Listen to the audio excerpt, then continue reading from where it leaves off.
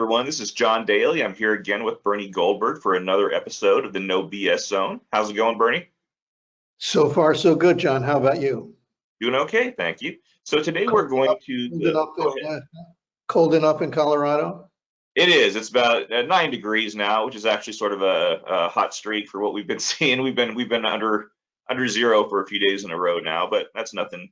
We've actually had a pretty mild winter as a whole, but like the rest of the nation, we're a little chilly right now. How about you? It's in the 70s here in South Florida. Nice, nice. Lucky you. So today we're going to focus on the GOP presidential primary. We're going to start with the Iowa caucus from last Monday.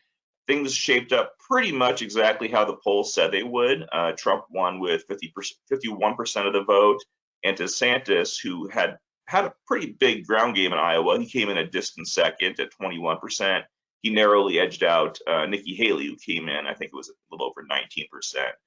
Attendance was way down this year. It was actually the lowest attended caucus in a quarter of a century. Back in 2000 was the marker. Only 15% of registered Republicans turned out, and the weather obviously played a big role in that. Though I suspect maybe some lack of enthusiasm may have as well. Bernie, any thoughts on the results? Did anything surprise you? Let me preface my answer with this. We all know the Yogi Berra line about how making predictions is hard, especially when they're about the future. It's not just a laugh line. It's a serious observation, even if Yogi didn't really understand the implications of it. It's serious because while we could talk with some knowledge about what's already happened, making predictions about what's going to happen in November of this year, or any time between today and November of this year, has to come with a warning label.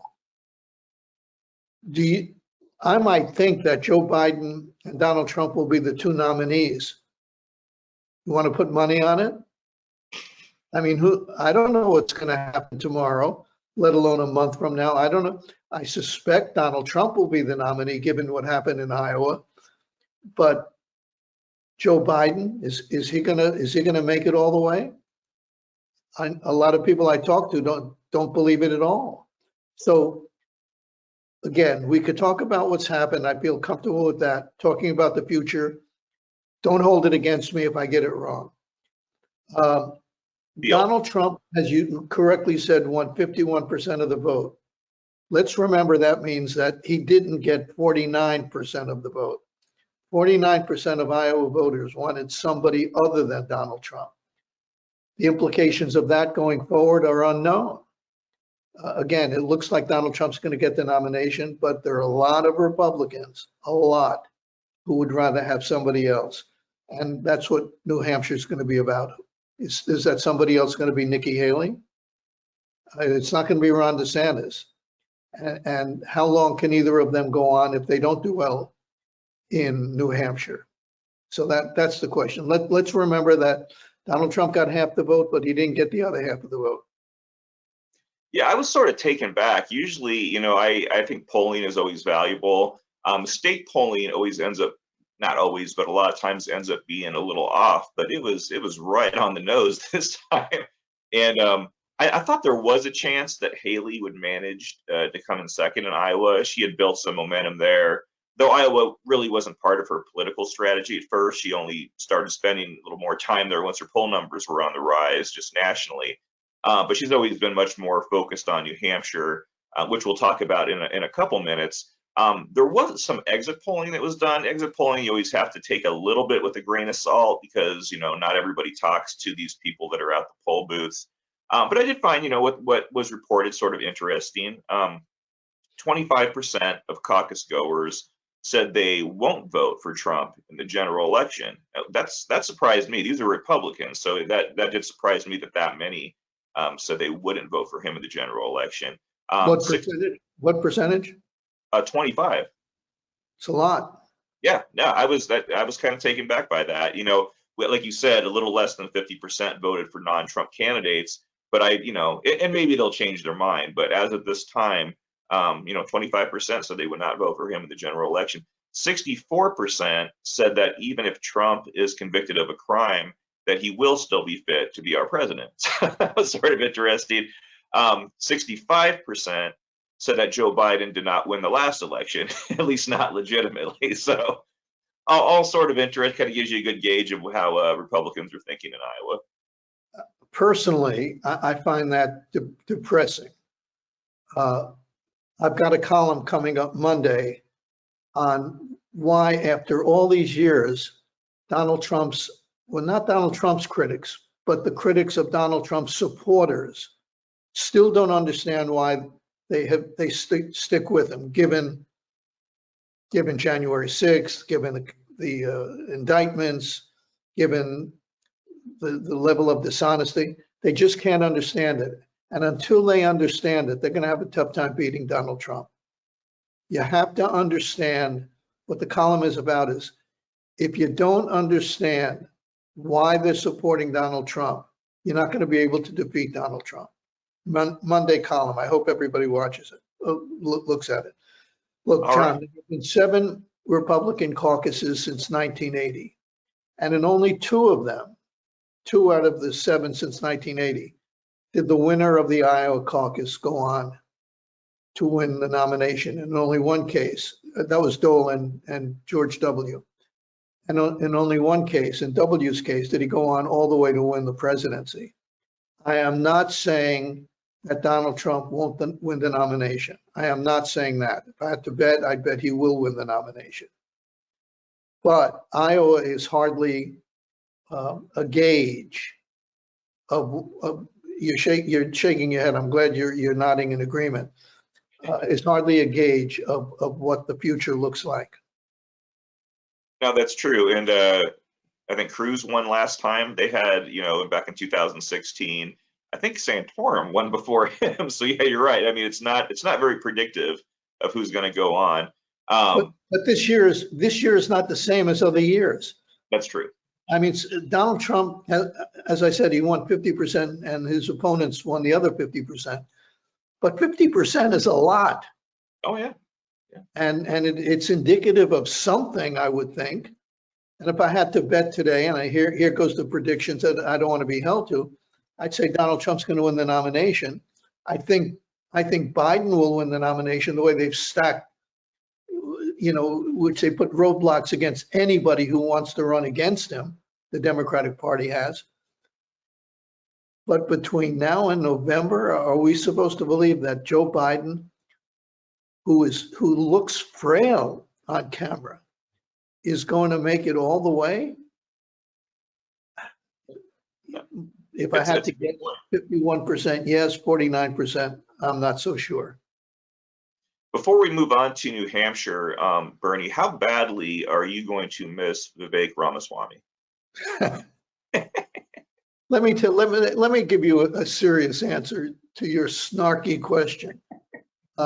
In the beginning, I even wrote about this on our website. In the beginning, I said, look out for this guy. He's young, he's smart, he's attractive. He is possibly the future of the Republican Party. And then it didn't take long to realize he's annoying. He's just plain annoying. You know how you don't like the smartest kid in the room in school? He's the smartest kid in the room, and he shows it off. And likability, I've said this before, this is the best advice I can give somebody. Likability is one of the most powerful forces in the entire universe. If you have it, you'll get away with a lot. If you don't have it, you're finished. And I don't think Vivek Ramaswamy had the likability factor after 10 minutes of seeing him on camera. No, he did. I'm serious about that, by the way. No, I get you. Although I think we'll probably be seeing him around in some capacity for a while. I think he increased his profile with MAGA World. I think it's kind of funny. When he bowed out, he jumped right back into Trump's lap, and I saw some reporting out there where people were sort of surprised by that. I mean, I don't think he was ever a serious candidate. I think he was always a Trump surrogate. Trump didn't show up at the debates, but he had Vivek there to basically derail all of them and just pump up Trump more. And this is all stuff that didn't surprise me. I wasn't sure at the time he was angling for a spot in the next Trump administration, and I'm not sure he knows, but I could see him, believe it or not, as a Trump White House press secretary, just because he would drive everybody nuts and flip-flop answers all the time and be very entertaining for the right. What do you think about I got a text literally just a few minutes ago from my brother, my younger brother, and he said, "Is Vivek Ramaswamy going to be the vice presidential nominee? He's a person of color. He was a Trump surrogate. All that was missing were the pom-poms. He was such a cheerleader." And I said, "Maybe, but I don't think so." I think Vivek Ramaswamy is now has a good chance of being in the Trump administration. Press secretary, you're right, he'll annoy everybody in 10 minutes. I mean, he really, seriously. Oh yeah, no, I hear you. But there are many other openings in a Trump administration of which he could fill. And I think, given his loyalty to Donald Trump, nothing is more important than Donald Trump, than loyalty to Donald Trump. Vivek Ramaswamy could be in the administration if Trump gets a nomination and wins the general election, and then Ramaswamy is a contender. You agree? Right. I think he could. I think he was all along. I think he could go a few different directions. He could become a media pundit, get his own show on Fox or Newsmax or one of those other ones too. I think he has a lot of options. I think he built his profile up. He did what MAGA world loves, and I think he'll be rewarded for it in some capacity. Could you imagine being rewarded? I'm going to use your word, by getting a job at Newsmax. No, you want to pick another word there other than rewarded? Fair enough. So let's talk about New Hampshire. Their primary is next Tuesday. It seems that Chris Christie leading the race was actually very good for Nikki Haley, as some expected. The poll I've seen just from a few days ago, she's now running even with Donald Trump at 40%. That was a big jump. She has Governor Sununu on her side. She'll get a little more help. And I mean a little more help from Asa Hutchinson dropping out, because I think he had a 1 or 2%, but I think they'll go right to Haley. It should be noted that independents get to vote in the New Hampshire primary. So it would seem that this is the best shot any candidate has of taking Trump down a notch, at least prior to the nomination. Bernie, do you see that happening? Do you think Haley might actually win? Yeah, I think she could. I'm not saying she will, but I think she could. But let me say a few words about Chris Christie, and then I want to throw it to you for a question. Okay. Chris Christie is proof, is evidence anyway, that if you go right on directly and take aim at Donald Trump, you will not win, you will not be popular among Republican voters. He was the least popular Republican of everybody.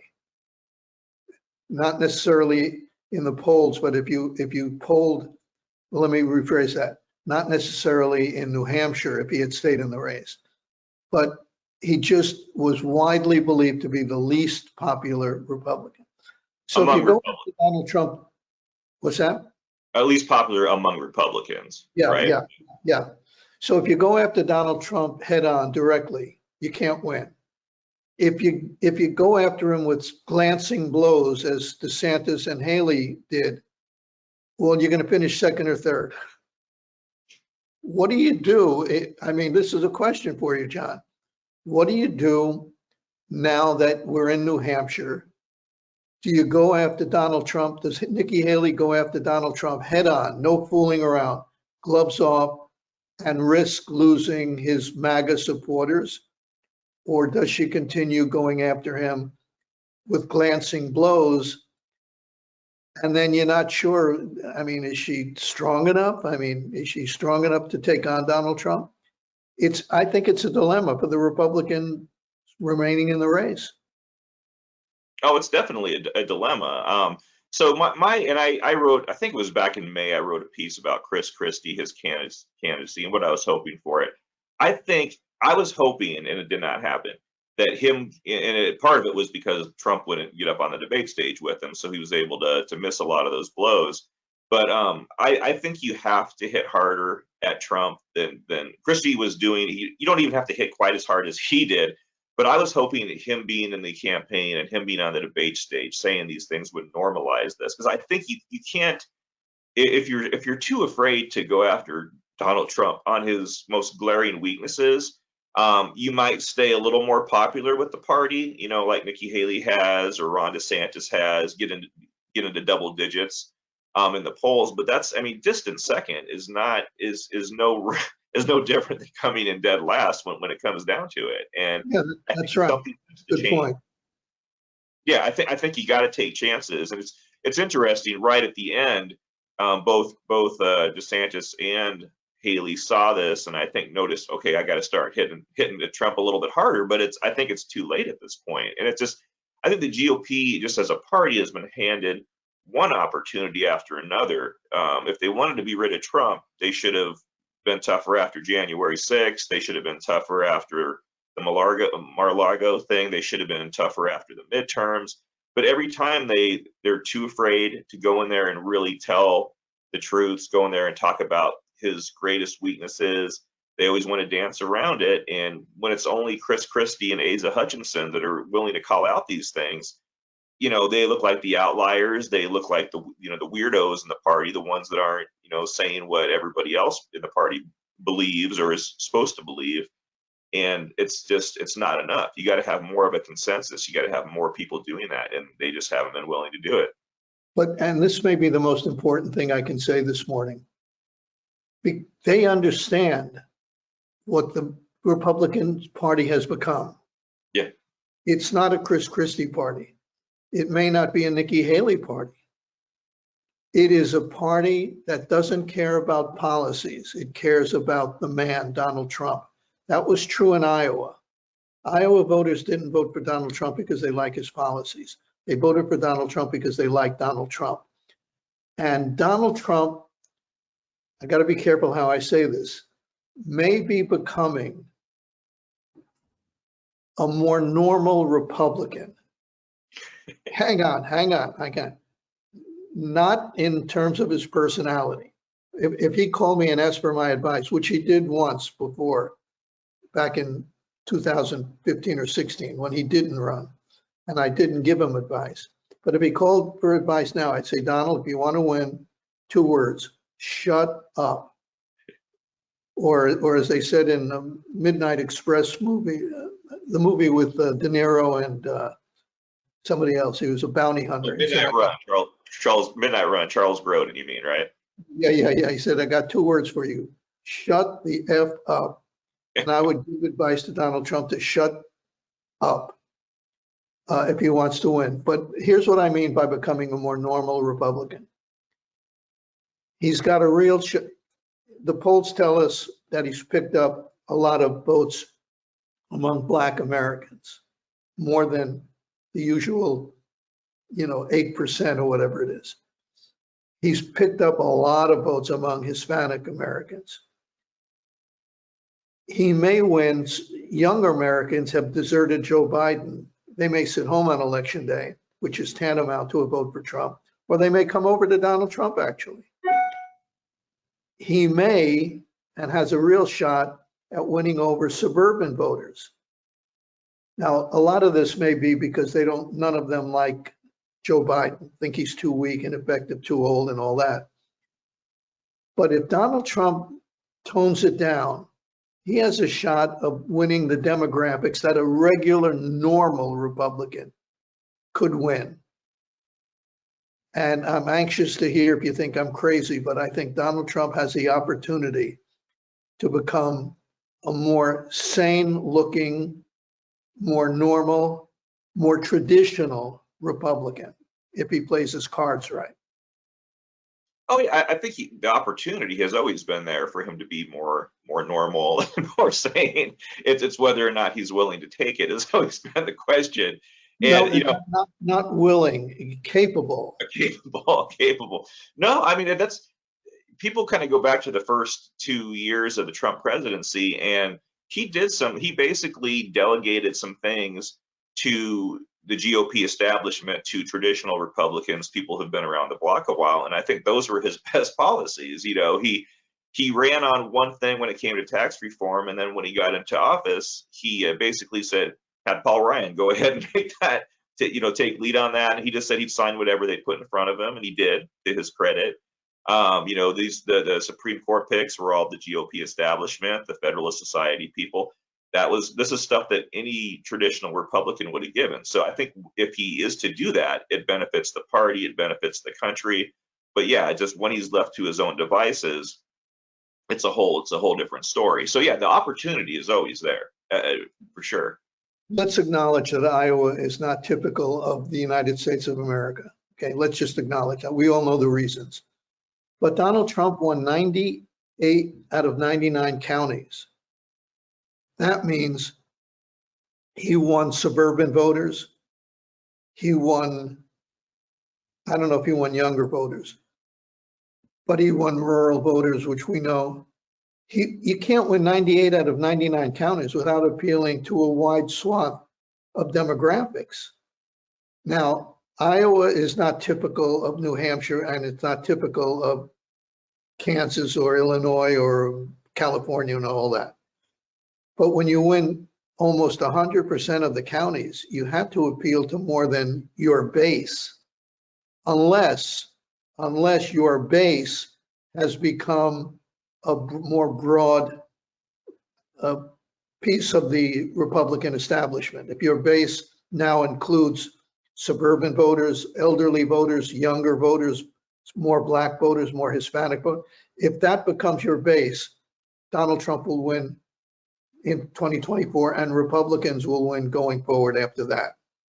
Well, yeah, just one note, I'll push back on that a little bit, because this was just Republicans. This wasn't, the whole state. New Hampshire's a little different.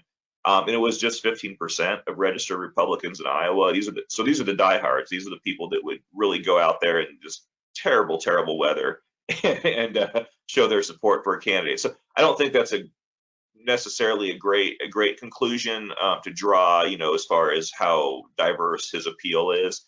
But I mean, it's worth mentioning. He's definitely got a lot of Iowans that are pulling for him, for sure. My point, you're absolutely right. But my point is, let's say it wasn't Donald Trump. Let's say it was Nikki Haley, Ron DeSantis, and Joe Blow. You think any of them would get 98 out of 99 counties?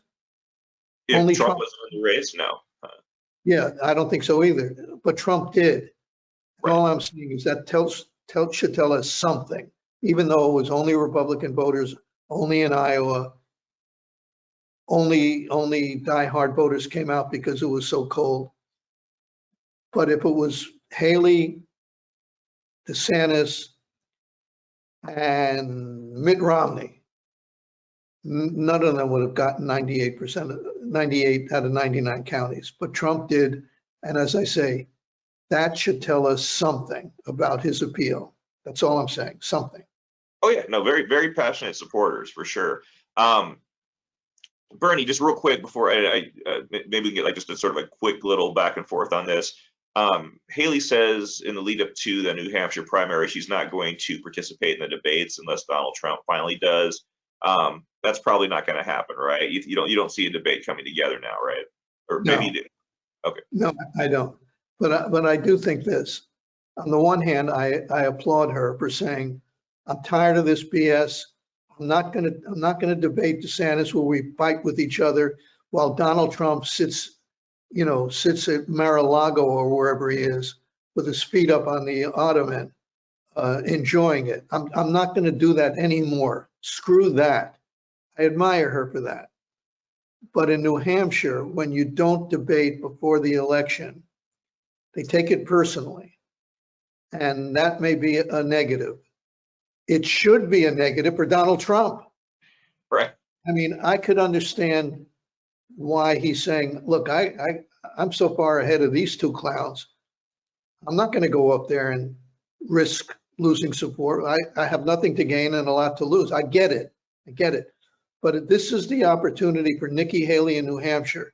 No more glancing blows to say, I'm up here in New Hampshire and I want to debate, but I want to debate Donald Trump. Where is he? He's a coward. She has said, where is he? She should go further than that and say, he's a coward. He's afraid to stand up, not only to me, but to you, the voters of New Hampshire. What is he afraid of? And really hit that hard. And I think that's a message that could resonate. What do you think, John? No, I think so. I don't think, right now, if Trump's not in the debates in New Hampshire, the only other people qualifying were DeSantis, who's at 4% last time I checked, and Haley, who's at 40%. So yeah, it makes sense for her to be calling out Trump on this. But calling out Trump really in no nonsense terms. Oh, I agree. I mean, Trump's supposed to be the tough guy. He's supposed to be the alpha dog, and he's been ducking every opportunity to actually come out and debate these guys, and I think it's perfectly legitimate and for people to portray him as the Joe Biden sitting in his basement campaigning in 2020. He's not out there doing things, and I can't believe people didn't do that more. Some of the candidates were calling out Trump, but it should have been a bigger deal because he really, it's sort of an entitlement mentality that kept him out of there, or at least the one he was portraying. I think it was politically smart that he didn't debate these people, but he kind of acted like it was sort of below him. So if you're gonna act like you're this entitled individual, I think you should be called out on it hard. By the way, given the warning label, I said we should stick on predictions. Do you see, if Trump and Biden are the nominees, do you see the two of them debating on national television? I think it'll be a grumpy old men debate. But it's interesting because I think they probably will. They did before, kind of. I mean, there was one that was canceled when Trump got COVID, and another one that was an absolute mess where Trump was just going ballistic, and the one with Chris Wallace. I don't know. I could see Joe Biden doing something like saying, well, Trump didn't debate any of his primary opponents. Why should I debate him? But I don't know if he can get away with that. It's a good question. I don't know. I think Trump's negative in a debate is his nastiness. I don't think he could control that. If he could, he'd win those moderate swing voters in swing states, battleground states that are crucial to winning an election. They don't like Trump's character. They don't like his nastiness. If he could fake it, even just fake it, he could win. Biden's negative in a debate is his age. I'll be gracious and say his mental acuity. I mean, Biden is just visibly weak.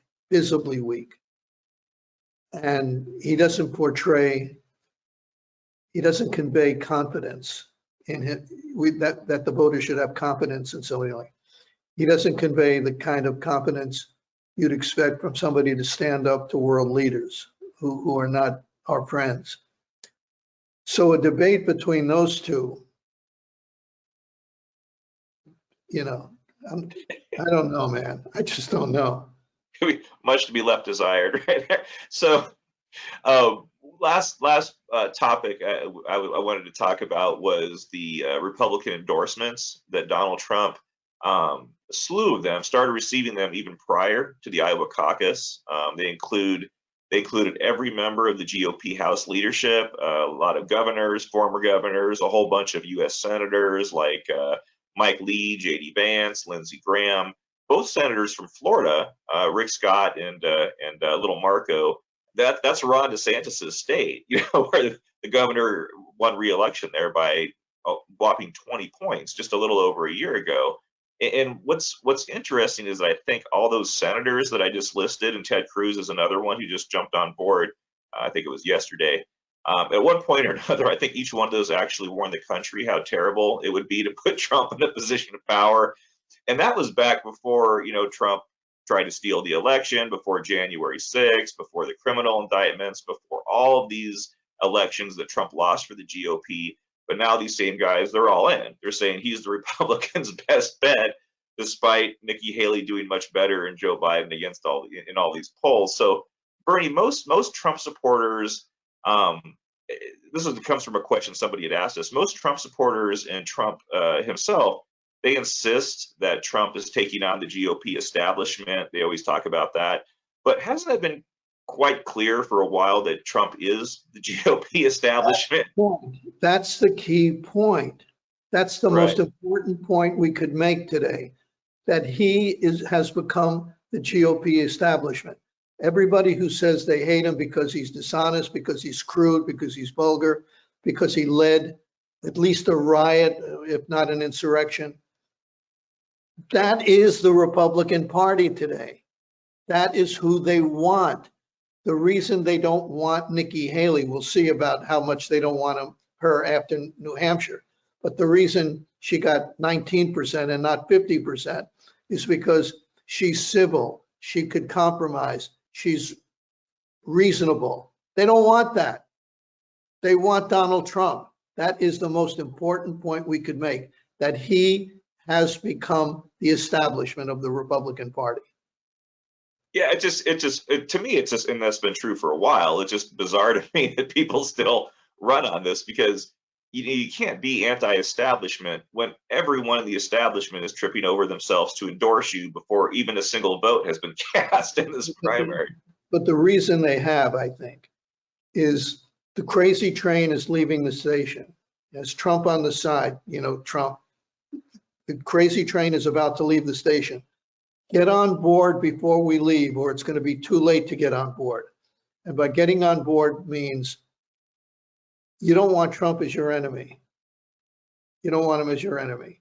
He'll find ways to either primary you in an election or call you names and humiliate you or try to humiliate you. Or if you have sights on a job in the administration because you're tired of being congressman or whatever, get on board the crazy train. It's leaving the station. The doors are closing. If you're not on board, you're not one of us.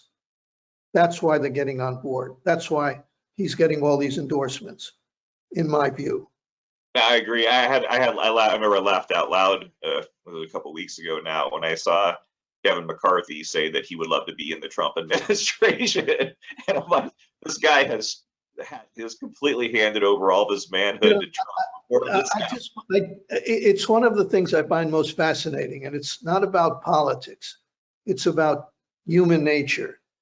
How could you look yourself in the mirror when you say you hate the guy, when you say he tried to overthrow the government, when you say all the right things on January 6th, and on January 7th, you're at Mar-a-Lago kissing his ring and his rear end. I mean, how do you? Oh, it is something. I don't believe you should stand up on principle all the time if it means losing your job or if it means losing your family. I mean, if you have college kids who you want to send to college and you need the money, I get it. You have to be practical. But at some point, don't you have to stand up and say, I'm not doing this. I'm just not doing it. And Kevin McCarthy is not that guy. Most of them are. Yeah. Most of them are. You're absolutely right. Yeah. Yeah. Well, good times ahead, I guess. That's probably a good place to end this episode. As usual, I want to thank you. Let me ask you one final question. Sure. About predictions that you don't want to be held to. Is it going to be Trump v. Biden? If I had to put money on it, yes. And your reservations are what? Reservations could be the criminal stuff that Trump's dealing with, could end up derailing him. I don't have a lot of confidence in that. I think even a health-wise thing, we talk about Biden, and that's the reason I don't think it's possible Biden's not going to be there too. The health, the age thing. I see some stuff from Trump that does, he's not firing on all cylinders either. I mean, he's worn down too, not as noticeably as Biden, but I think, these guys are older, something could happen.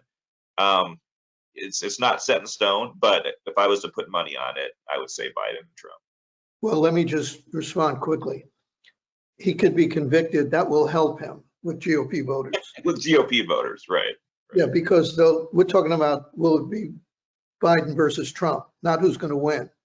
It'll help him with GOP voters because they already think the system is stacked against him, that Democrats are doing all these things, trying to get him off state ballots, trying to convict him because they're afraid of him. So that'll help Donald Trump. And as far as his mental acuity, he can say things as stupid as Joe Biden, but it won't affect him the way it'll affect Joe Biden, because Donald Trump is not visibly weak. Joe Biden is.